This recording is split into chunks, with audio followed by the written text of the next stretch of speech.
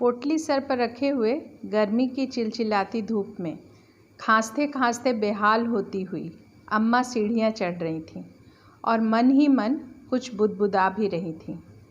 ऊपर आकर दम लिया और आवाज़ लगाई, दुल्हन कपड़े ले आए हैं, नाप कर देख लो।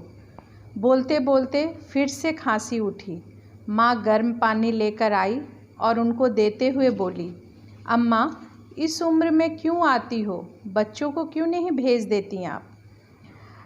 अरे नहीं दुल्हन, हम तो तुम्हारी दादी सास के समय से आते हैं और तुम्हारी बहू के बहू को देखकर ही जाएंगे।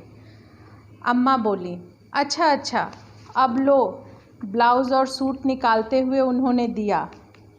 फिर पूरा घर के सदस्य अपने अपने कपड़ा लेकर नापने चले गए। कुछ ही समय बाद ज़्यादातर लोग मुंह बनाकर आए। क्या अम्मा, गला ठीक नहीं बैठा है? बुआ ने कहा। दादी ने कहा, ब्लाउज़ बनाई हो या झोला? चाची तो गुस्सा ही हो गई, हमारा तो पूरा सूट ही खराब कर दिया अम्मा आपने। माँ ने बात संभाला, फिर से बोली, ठीक है, दोबारा ठीक करके ला देंगी अम्मा। अम्मा ने सभी के कपड़े दोबारा लिए और चली गईं, कुछ बुदबुदाते हुए। अब तुम लोग अपना दूसरा दर्जी ढूंढ लो, नजाकत वाली हम न सी पाएंगे। ये कहानी हर हफ्ते चलती थी। वो भी आकर हर बार हमारे कपड़े ले जाती, नोक झोंक करती और सिलकर फिर ले आती। धीरे धीरे फैशन का दौर शुरू हुआ। पहले भाभी ने उनसे कपड़े बनवाना बंद किया। माँ ने पूछा भी। भाभी ने कहा, डिज़ाइन वाले कपड़े अम्मा नहीं बना पाएंगी, इसलिए मोड़ वाले दर्जी को दे आए हैं। फिर उसी रास्ते चाची चली। धीरे धीरे हम सब जाने लगे। अम्मा भी समझ गईं और फिर उन्होंने आना बंद कर दिया।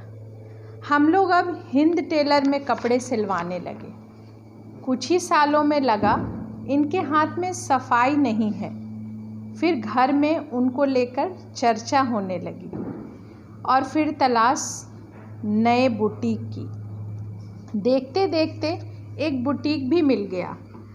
अब हमारे कपड़े बुटीक में सिलने लगे।